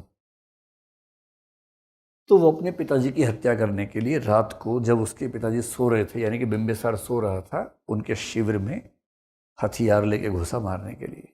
उसको पता नहीं था कि राजा राजा होते हैं, उनके सोने के भी तरीके होते हैं। जब राजा सोता है ना, उसके बहुत विश्वसनीय लोग आसपास रहते हैं हथियार लेके हमेशा, 24 घंटे। और जैसे ही वो हमला करने पहुंचा, उसको वहां पर लोगों ने पकड़ लिया, अरेस्ट कर लिया, और बिंबिसार के सामने अजातशत्रु पेश हुआ है कि राजा की हत्या करने के अभियोग में मुकदमा चलेगा। अब ऐसे में कोई भी राजा होता आमतौर पे बेटे को मार देता, खत्म करता। राजा लोग तो ऐसा करते ही हैं, कौन सी बड़ी बात है कि जो चाकू तुम लाए थे मेरे लिए, वही तुम पे चलाए थे, 1 मिनट तो लगता है। पर बिंबिसार जो था वो था बुद्ध का शिष्य, और उसने हिंसा करनी सीखी नहीं थी। तो बिंबिसार ने कहा कि बेटा, अगर तुम्हें राजा बनने का इतना ही शौक था, मुझसे वैसे ही कह देते। ये राजकाज ऐसी कौन सी चीज है जिसके लिए हत्या करने की जरूरत है। बिंबिसार ने घोषणा कर दी कि मैं राजपद से संन्यास ले रहा हूं, अजातशत्रु राजा होगा। बोले लो तुम राजा बन जाओ, इसके लिए हत्या क्या करनी है, और मैं तुम्हें मार दूंगी सत्ता के लिए। तुम मेरे बेटे हो, सत्ता वैसे ही मिलनी है, अभी नहीं तो 2 साल में मिल जाती, 4 साल में मिल जाती, मर ही जाता, अभी ले लो सत्ता, क्या दिक्कत है। अजातशत्रु को बना दिया राजा, और अजातशत्रु ने अपने बाप को गिरफ्तार किया और भूख प्यास से तड़पा तड़पा के मार डाला। तो बाप इतने भोले मत बनना कि बिंबिसार हो जाओ, और बेटा बेटी इतने गंदे मत बनना कि अजातशत्रु हो जाओ। जो बाप आराम से मार सकता था उसको, उसने सत्ता दी कि चलो तुम संभालो सत्ता, और इस तरह से सत्ता चली गई अजातशत्रु के हाथ में। और जब अजातशत्रु के हाथ में सत्ता चली गई तो देवदत्त ने उससे कहा कि भाई टारगेट 1 तो पूरा हो गया है, अब टारगेट 2 पे आते हैं। अजातशत्रु ने कहा चलो ठीक है आते हैं, पर अजातशत्रु को अंदर ही अंदर थोड़ा गिल्ट भी होने लगा था, अपराध भावना आने लग गई थी कि मैंने इस मूर्ख के चक्कर में कर तो दिया है सब। लेकिन गिल्ट अभी मैच्योर नहीं हुआ था, हल्का सा था, अभी उसकी हेल्प कर रहा था। उसने अपने प्रशिक्षित सैनिक दिए बुद्ध की हत्या के लिए, 3-4 सैनिक प्रशिक्षित, एकदम वेल ट्रेंड कमांडोज। कहा कि देवदत्त जो कहेगा वो करना। देवदत्त ने कहा कि वहां जाना, बुद्ध हैं उनको मार देना। वो 4 कमांडो गए मारने के लिए। बुद्ध को देखा, बुद्ध को देख के ही आदमी, इतना सुंदर, इतना उदात्त, इतना गरिमापूर्ण व्यक्ति आपके सामने आ जाए, आप उसको मारेंगे, खुद को बचा लें, वो बड़ी बात है। वो चारों जड़वत खड़े हो गए ऐसे करके। बुद्ध ने पूछा क्या हुआ, बोले बुद्ध निकल गया वहां से। तो ये कह रहे पीछे से क्या हुआ, मारा क्यों नहीं? कह रहे पागल आदमी हो, इनको मारेंगे हम तुझे मार देंगे इससे अच्छा। तो राजा के पास बोले जी हम नहीं मार पाएंगे इनको। अजातशत्रु भी समझ गया कि बुद्ध बहुत पहुंचे हुए व्यक्ति हैं। उसने कहा कि मैं तो बुद्ध के उसमें नहीं आऊंगा। इसको बोला कि मैं तुम्हारे साथ नहीं हूं। गिल्ट फीलिंग में फंस गया बेचारा बहुत ज्यादा। और तब अजातशत्रु ने एक व्यक्ति की सहायता ली जिसका नाम है जीवक। ये नाम बहुत प्रसिद्ध है, जीवक। एक अनाथ बच्चा था और जीवक की परवरिश की थी राजकुमार ने। तो जीवक कमार बच्चे कहते हैं इसको। और जीवक बना वहां का सबसे बड़ा वैद्य, इतना बड़ा वैद्य कि ये बिंबिसार का भी वैद्य था, अजातशत्रु का वैद्य भी था और बुद्ध का वैद्य भी था। सर्जरीज के बहुत सारे एग्जाम्पल मिलते हैं, जो सर्जरीज हम सोच नहीं सकते उस समय होती होंगी। मुझे नहीं पता है बात कितनी प्रामाणिक है, पर इन ग्रंथों में इसका जिक्र मिलता है। ऐसी कई सर्जरीज, ब्रेन सर्जरी जैसी सर्जरीज जो उस समय हम सोच नहीं सकते, वो ये करता था, ऐसे वर्णन मिलते हैं। और जीवक से कहा अजातशत्रु ने कि मैं गिल्ट फीलिंग से मारा जा रहा हूं। एक तो मैंने अपने पिता की हत्या कर दी, दूसरा बुद्ध की हत्या के प्रयास में भागीदार हुआ। तब जीवक अजातशत्रु को लेके गया बुद्ध से मिलवाने के लिए। बुद्ध ने उसको माफ किया। उसके बाद जाके वो थोड़ा सा बेहतर इंसान बनना शुरू हुआ। और देवदत्त तो देवदत्त है। जब सैनिकों ने मना कर दिया तो देवदत्त ने 2 बार खुद हत्या का प्रयास किया। एक बार बुद्ध एक पहाड़ी के नीचे के हिस्से में खड़े थे, पहाड़ के ऊपर से बड़ा सा पत्थर लुढ़का दिया उनकी तरफ। संयोग से पत्थर थोड़ा सा दूसरी साइड में जाके टकराया और टूट के बुद्ध को लगा। बुद्ध के पैर से खून वून आया, पर जान बच गई। दूसरी बात, एक हाथी था, पागल हाथी, उस पागल हाथी को छुड़वा दिया बुद्ध के सामने। पर संयोग से शायद हाथी को भी बुद्ध को देख के लगा हो कि ये ऐसा व्यक्ति नहीं किसको मारना। भाई पशुओं में तो चेतना होती, समझदारी होती है ना, किस पे हमला करना है किस पे नहीं करना है। उसने भी हमला नहीं किया बुद्ध पर। और ये बात सबको पता लग गई। अब ना राजा उसके साथ है अजातशत्रु, ना बुद्ध उसके साथ हैं। उसने 1-2 बार सोचा कि मैं कौशल नरेश प्रसेनजीत से मिलूं, पर मुलाकात नहीं हुई। 1-2 बार सोचा कि मिलके माफ़ी मांगूं, पर मुलाकात नहीं हुई। और अंत में उसकी मौत हो गई, मुलाकात हुई नहीं। और इस तरह से बहुत ही दुर्भाग्यपूर्ण तरीके से उसकी मृत्यु हुई। अब ये बुद्ध का लगभग 80वां साल आ गया है। इस साल बुद्ध की मौत होगी और कई लोगों की मौत लाइन से होने वाली है। सारिपुत्र, सारिपुत्र को बुद्ध बोलते थे कि वो धम्म के सेनापति हैं। कभी आपसे कोई पूछ ले कि धम्म का सेनापति किसको कहा जाता है, तो वो सारिपुत्र का नाम है, क्योंकि ये तर्क इतने अच्छे देते थे कि अगर किसी के सामने धम्म को इन्होंने एक्सप्लेन कर दिया तो धम्म नहीं मानने का सवाल ही पैदा नहीं होता, इतने अच्छे तर्क देते थे। सारिपुत्र खुद इनके पास आए जब बुद्ध श्रावस्ती में थे और कहा कि मैं आपसे अंतिम भेंट के लिए आया हूं। साथ में 400-500 उनके शिष्य थे। बुद्ध ने कहा क्या हुआ? पर मुझे ये बात समझ में आ गई है कि मेरा परिनिर्वाण का मतलब बौद्ध परंपरा में होता है जब देह खत्म होती है। निर्वाण जीते जी मिल सकता है, लेकिन जब शरीर खत्म होता है उस निर्वाण को बोलते हैं परिनिर्वाण। और केवल बुद्ध के लिए उसको बोलते हैं महापरिनिर्वाण। केवल बुद्ध के लिए, बाकी सबके लिए परिनिर्वाण होता है। तो इन्होंने कहा कि मेरा परिनिर्वाण का वक्त आ गया है। तो बुद्ध ने कहा कि क्या कोई स्थान चुना है आपने? बोले देखिए, मैं मगध में पैदा हुआ था। मगध में जो मेरा गांव था, उसमें जो घर था, वो घर आज भी वैसा का वैसा है। मेरी दिली इच्छा है कि मैं उस घर में ही अपने प्राण त्यागूं। बुद्ध ने कहा कितनी अच्छी बात है। बुद्ध ने शुभकामनाएं दी। सारिपुत्र ने कहा ये आपकी और मेरी अंतिम भेंट है, क्योंकि आपका और मेरा पुनर्जन्म होना ही नहीं है, हम दोनों अरहंत हैं। तो ये इस पूरे संसार के चक्र में हमारी आपकी अंतिम भेंट है। आशीर्वाद लिया, बुद्ध ने कृतज्ञता ज्ञापित की। वो मुड़ा और बिना पीछे देखे सीधा आगे बढ़ा, क्योंकि मुड़ के देखने से फिर हौसला कमजोर हो जाता कई बार। बुद्ध ने भिक्षुओं से कहा कि आप इनके साथ जाएं और इनका ध्यान रखें। वो सब गए मगध में, उसे गांव में। कुछ दिन वहां रह के सारिपुत्र ने अपना जीवन त्याग किया। बुद्ध को खबर मिली। ठीक उसी समय खबर मिली कि मोगलयायन की हत्या कर दी गई है। और मोगलयायन की हत्या भी मगध में ही हुई। और ये जो हत्या हुई इसलिए हुई कि बुद्ध की जो हत्या नहीं कर पा रहे थे, उन्होंने मोगलयायन को मार दिया। तो बुद्ध को इस बात का एहसास था कि मोगलयायन ने अपना जीवन देके मेरे जीवन को बचाया है। उसके कुछ दिन के बाद वो श्रावस्ती में थे।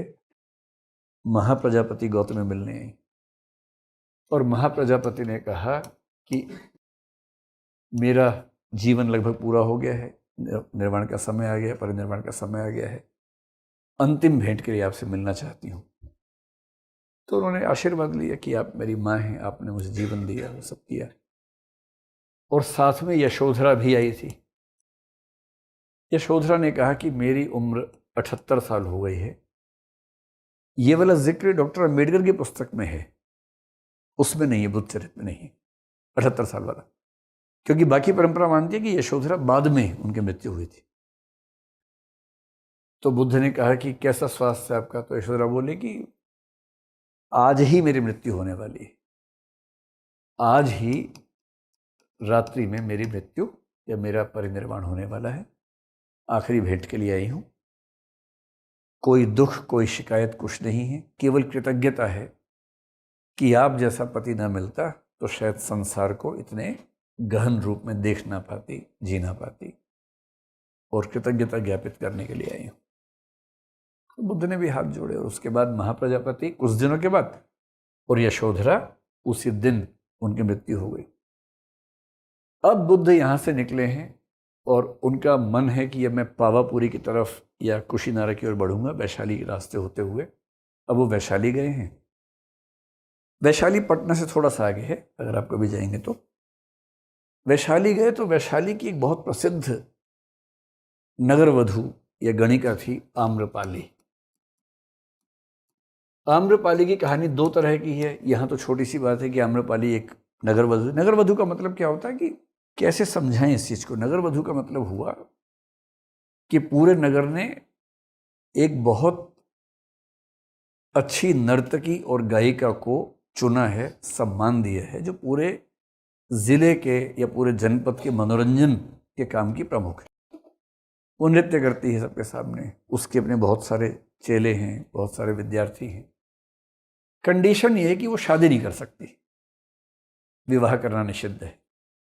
प्रेम कर सकती है, कई लोगों से कर सकती है, कई लोग उससे प्रेम कर सकते हैं, क्योंकि वो एक तरह का गणिका या वेश्या वाला जीवन भी है, लेकिन वेश्या उस अर्थ में नहीं, दैहिक अर्थ में नहीं, कला वाले अर्थ में ज्यादा है, लेकिन दूसरी संभावना भी रहती है उसमें।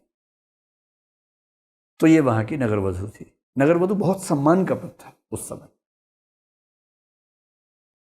अब जब बुद्ध वहां है तो ये बहुत व्यथित थी, उसका मन था बुद्ध से मिलने का, और पता लगा कि आम्रपाली के उद्यान में ही बुद्ध और बुद्ध का दल ठहरा है।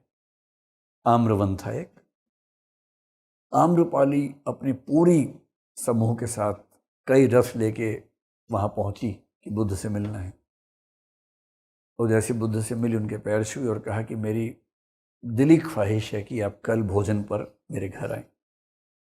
बुद्ध का सामान्य नियम था कि कोई इनवाइट करे तो मना नहीं करते थे, कि चुप रह के, कि बुद्ध चुप है इसका मतलब हाँ होंगे। तो बुद्ध ने मौन रहकर सहमति दी। आम्रपाली इतनी खुश, वहां से बाहर निकल रही थी। इतने में वैशाली के जो लिच्छवी थे, लिच्छवी वंश था ना वहां, शासक वर्ग के कई लोग वहां पर आ रहे थे। ये जा रही थी, रथ लगभग टकरा गए। उन्होंने पूछा तुम इतनी खुश क्यों हो? बोली बुद्ध ने कल का मेरा भोजन का निवेदन स्वीकार कर लिया। बोली हम तो वही निवेदन के लिए आए थे बुद्ध के पास कि कल हमारे राज परिवार में भोजन करें। अब तो बुद्ध नहीं मानेंगे, एक बार हाँ बोल दिए तो सवाल ही पैदा नहीं होता।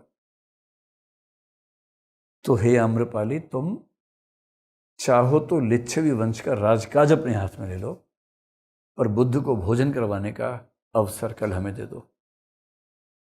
आम्रपाली ने कहा मेरी सारी संपत्ति ले लीजिए, जो लेने ले लीजिए, मैं ये अवसर नहीं छोड़ूंगी। और बुद्ध अगले दिन उसके घर गए। जब घर गए, भोजन किया, उसके बाद आम्रपाली ने कहा कि मैं अपनी सारी संपत्ति याम्रवन आपको नाम संबोधित और समर्पित करना चाहती हूँ, और मैं भिक्षुणी बनना चाहती हूँ। और जैसे उसने कहा मैं भिक्षुणी बनना चाहती हूँ, यही भिक्षवे। लेकिन आम्रपाली की कहानी में एक पेच और भी है जो बुद्ध चरित्र में नजर नहीं आता है। आम्रपाली की कहानी में एक पेच ये है कि आम्रपाली एक अनाथ परिवार से थी। अनाथ थी मतलब अनाथ परिवार से क्या होता है, अनाथ थी। एक परिवार ने उसको पाला पोसा था। जब वो बड़ी हुई तो बहुत सुंदर थी, कला में बहुत पारंगत थी, तो पूरे जनपद में प्रसिद्ध हो गई। फिर उसको नगर वधु बना दिया गया। बहुत बड़े सम्मान की बात थी, बहुत धन, बहुत सत्ता, सब कुछ। पर नगर वधु होने की शर्त यह थी कि विवाह नहीं कर सकती है। इसका मतलब वो किसी से प्रेम नहीं कर सकती। दैहिक संबंध रख सकती है, कईयों के साथ रख सकती है, लेकिन किसी एक व्यक्ति के साथ जो सच्चा प्रेम होता है वो करने की आजादी इसको नहीं। व्यथित भी रहती थी कि कैसा जीवन है, सारा सुख समृद्धि सब कुछ है, पर प्रेम नहीं है जीवन में। इतनी देर में उसको प्रेम प्रस्ताव आया अजात शत्रु से, जो कि मगध का राजा बन गया था। अजात शत्रु से प्रेम भी हुआ, दो तरफा प्रेम था। पर अजात शत्रु की नीयत ज्यादा इस पर नहीं थी कि उससे प्रेम हो, उसके माध्यम से लिच्छवी गणराज्य को या वज्जी गणराज्य पर कब्जा करने की थी। तो लिच्छवी गणराज्य पर कब्जा करने की जो कोशिश थी वो ज्यादा थी। ये तो गलत लिख दिया मैंने।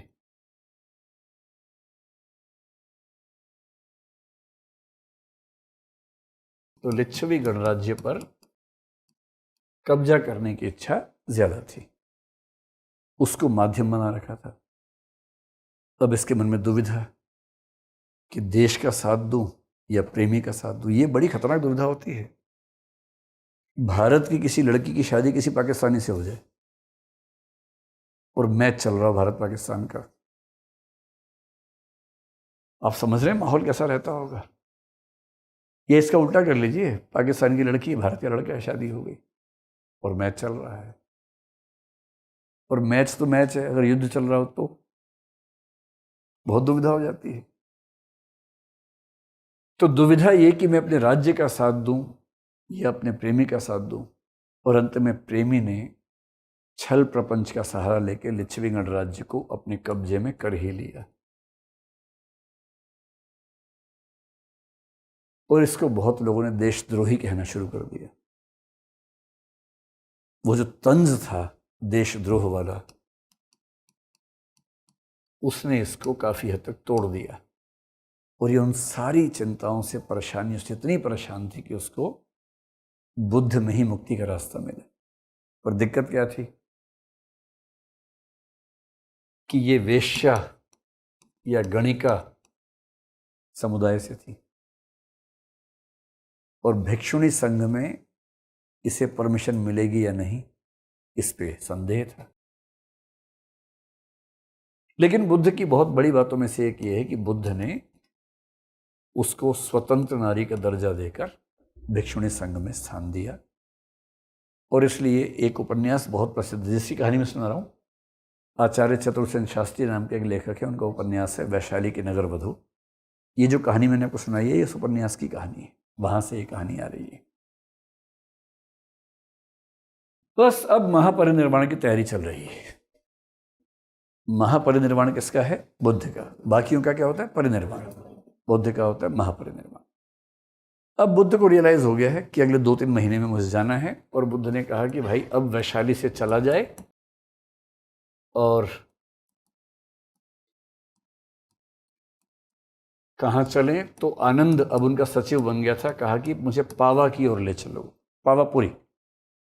पावापुरी वो जगह है जहाँ 44 साल पहले महावीर, वर्धमान महावीर की मृत्यु हुई थी। 44 साल इस बात को हुए थे, पावा में ही मृत्यु हुई थी। तो आनंद ने कहा ठीक है, और ये भी कहा आनंद से कि देखो वैशाली को ध्यान से देख लो पर्वत के ऊपर से, ये आखिरी बार वैशाली को तुम देख रहे हो, हम इसके बाद नहीं देख पाएंगे। पावा पहुंचे। पावा में एक व्यक्ति रहता था, चुंद उसका नाम था, वो एक सुनार था और वो पुराना सहयोगी था आनंद का भी और वैसे बुद्ध का भी। तो ये तय हुआ कि भोजन चुंद के घर करेंगे। तो चुंद के घर गए भोजन के लिए। उसके पहले आनंद ने 2-3 बार बुद्ध से कहा कि देखिए बुद्ध, आप बार बार कहते हैं कि मेरा महापरिनिर्वाण का या परिनिर्वाण का समय आ गया है, आपके जाने के बाद संघ कैसे चलेगा, कुछ नियम तो बता दीजिए। वो चुप रहते थे कि नियम का क्या करना है, मैं कोई पैगंबर थोड़ा ना हूं कि मैं बता के जाऊंगा सब कुछ। बात के लोग तय करेंगे, धम्म से तय करेंगे। धम्म तो चेतना में है, जो धम्म के अनुसार ठीक होगा सब लोगों काम कर लेंगे, अलग से बताने की क्या जरूरत है। आनंद ने कहा नहीं, ऐसे काम नहीं चलेगा। चुंद ने भी कहा कि 44 साल पहले हमारे शहर में पावापुरी में जब महावीर जी की मृत्यु हुई, उसके बाद उनके अनुयायियों में बहुत विवाद होने लगे थे। अगर क्लियर कट इंस्ट्रक्शंस होती तो शायद विवाद न होते, इसलिए बेहतर है कि आप इंस्ट्रक्शन साफ साफ दे के जाए। और बुद्ध की रुचि एकदम नहीं थी। बुद्ध का सिंपल था, अप दीपो भव, अपे प्रकाश खुद बनो, मैं बहुत ज्यादा नियम बनाकर नहीं जाऊंगा। बहरहाल चुंद के घर भोजन पर गए आनंद और गौतम बुद्ध, और उस दिन भोजन में कुछ खास बात थी। उस भोजन में बहुत सारे डिशेस बनी हुई थी, जिनमें से एक डिश का नाम था सूकर मद्दव। ये नोट कर लीजिए, ऐसा माना जाता है कि इसी भोजन को खा के बुद्ध की मृत्यु हुई थी। सूकर मद्दव। सूकर मद्दव क्या होता है बहुत डिबेट है, किसी को नहीं पता, लेकिन कुछ लोग मानते हैं कि सूअर के मांस से बनने वाला कुछ ऐसा था जो उससे लिंक्ड था। और बौद्ध परंपरा नॉन वेज को उतना बुरा नहीं मानती है। हीनयान में और बुद्ध के समय एक ही नियम था कि पशु को मारना नहीं है, अगर पशु स्वाभाविक मृत्यु मरा है तो उसका भोजन किया जा सकता है। जैन परंपरा में यह था कि ना तो मारना है ना खाना है। बौद्ध परंपरा में, हीनयान में यह है कि स्वाभाविक मौत मरा है तो खा सकते हैं। महायान में यह है कि किसी भी हालत में नहीं खाना है। तो हर परंपरा का अलग अलग तरीका है। तो इससे ऐसा माना जाता है कि बुद्ध भी, क्योंकि बुद्ध भी हीनयान के नज़दीक माने जाते हैं ना शुरुआती बुद्ध के समय के लोग, तो इसको मानते रहे होंगे। जैसे ही बुद्ध ने वो खाया उनको रियलाइज हो गया और उन्होंने टेस्ट करते ही कहा, सब लोग ध्यान से सुन लें, कि सारा का सारा मैं खाऊंगा। इतना स्वादिष्ट बना है कि कोई और नहीं खाएगा। वो सारा खा नहीं पाए, फिर क्या बोले, जो बचा है उसे जमीन के अंदर गाड़ो, कोई खाएगा नहीं। इन दोनों बातों से निष्कर्ष निकलता है कि बुद्ध को अंदाजा हो गया था। इसका मतलब ये बिल्कुल नहीं है कि चुंद ने जहर मिला दिया था। इसका मतलब फूड पॉइजनिंग भी हो सकता है, कुछ भी हो सकता है, तबीयत तो वैसे भी खराब थी, इन दिनों बुद्ध काफ़ी अस्वस्थ चल भी रहे थे, 80 साल के हो भी गए थे। बुद्ध को लग गया था कि ये भोजन मेरा आखिरी भोजन है। ये खाने के बाद बातें होती रही। अंत में बुद्ध बोले आनंद से, आनंद अब चलो कुशीनारा। कुशीनारा जिसको आजकल हम बोलते हैं कुशीनगर, कुशीनारा चलो। आनंद को लगा कि आज ये आराम कर लेते। बुद्ध ने कहा नहीं, अभी चलते हैं, चलने का समय आ गया है। तो आनंद चल पड़ा। थोड़ा आगे गए, बुद्ध को अतिसार हुआ। अतिसार का मतलब खून की उल्टियां आने लगी, बहुत कमजोरी, बहुत पेट में दर्द, उल्टियां ही उल्टियां, वो भी खून की। तो बुद्ध एक पेड़ के नीचे बैठ गए और फिर चीवर बिछा के उसमें लेट गए। आनंद ने कहा कि पड़ोस में एक नदी है, कुकुत्था नाम की नदी है, अगर आप चल सके तो वहां चल के स्नान कर लीजिए, पानी पी लीजिए। बुद्ध की हिम्मत थी नहीं हिलने की भी, तो वो गया, वहां से पानी लेके आया। उन्होंने पानी पिया, थोड़े तरोताज़ा हुए, फिर नदी में गए भी। और तब उसको बोले कि आनंद, आज रात के तीसरे प्रहर में मेरा परिनिर्वाण होगा। तो दो बातें गांठ बांध के समझ लो। पहली बात, ये कभी किसी को ना पता लगे कि चुंद के घर हमने सूकर मद्दव खाया और उसमें कोई ऐसी चीज हो सकती है, ताकि कोई ये ना सोचे कि चुंद ने जानबूझ के ऐसा किया है। और वो मानते भी नहीं थे कि ऐसा जानबूझ के हुआ है, और उनको ये अच्छे से पता था कि उस भोजन से ही हुआ है। दूसरी बात, जो कुशीनारा के मल्ल हैं, कुशीनारा मल्ल साम्राज्य का हिस्सा था ना, उनको सूचना भिजवा दो कि आज मेरा यही अंतिम दिन है, परिनिर्वाण है, ताकि उनको बाद में ये ना दुख हो कि इतनी महत्वपूर्ण बात उनको बताई क्यों नहीं गई। उन्हें तुरंत सूचना भिजवा दो और मैं यहीं आराम करूंगा, यहीं दम तोड़ूंगा।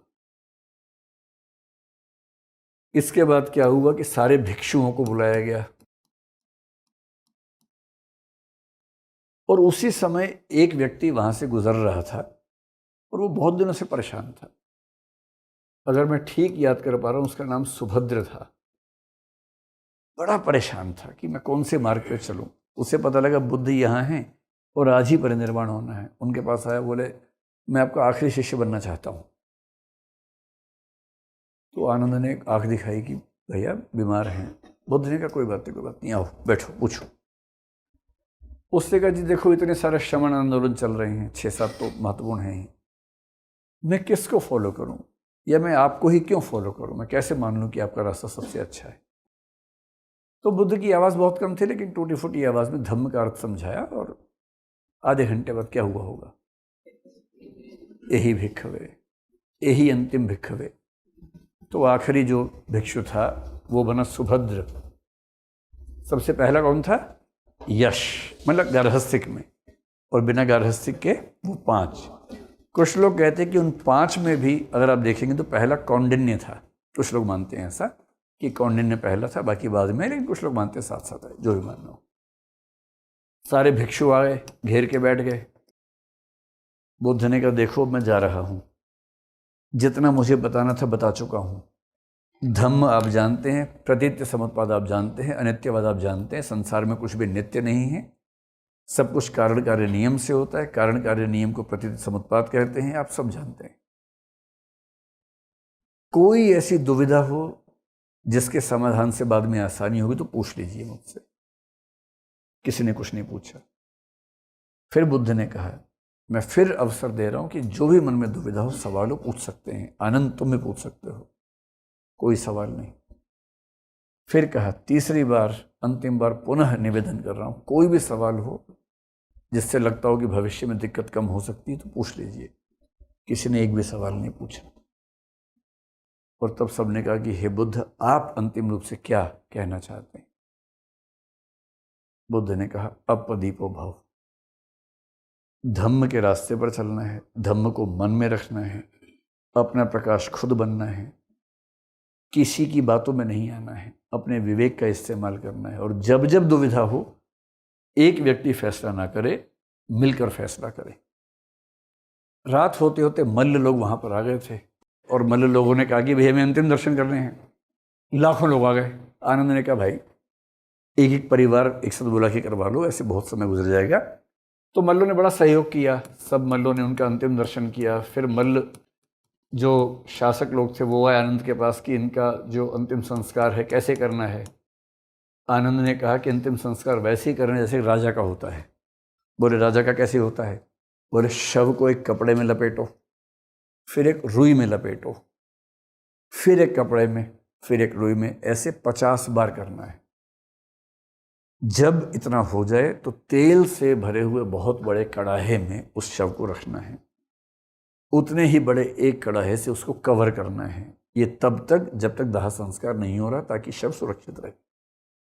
उन्होंने कहा कि देखिए ये सब हम करेंगे, बहुत उत्साह से करेंगे, बस हमें एक दिन का टाइम दे दीजिए। उसने कहा आप ले लीजिए एक दिन का टाइम। एक दिन का टाइम मांगा। अगले दिन बोले एक और दिन दे दीजिए। अगले दिन बोले बस एक, और बस एक और दे दीजिए। करते करते अंततः 7वें दिन जाकर बुद्ध का अंतिम संस्कार हुआ, क्योंकि वो तैयारियां करने में इतने डूब गए थे। उनका मन था कि इतना भव्य तरीके से संस्कार करें, क्योंकि बहुत बड़ी बात थी ना कि बुद्ध उनकी ज़मीन पर मृत्यु हुई है। 7वें दिन बुद्ध का अंतिम संस्कार हुआ। फिर उनकी राख और अस्थियों को संभाला गया, और जैसे संभाला उस भवन के बाहर बहुत सारे हथियारबंद सैनिक खड़े हो गए कि कहीं कोई चोरी न कर ले। जैसे ही बाकी लोगों को पता लगा, अजात शत्रु को पता लगा, अजात शत्रु ने मैसेज भेजा कि मुझे बुद्ध की अस्थियों और राख में से कुछ हिस्सा चाहिए।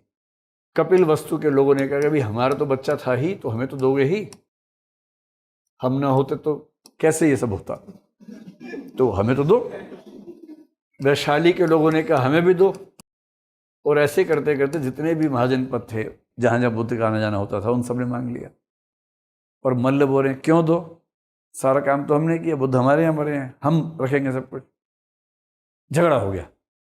तो उस झगड़े को सुलझाने के लिए वहीं पर एक व्यक्ति था जिसका नाम था द्रोण। द्रोणाचार्य नहीं है, द्रोण है।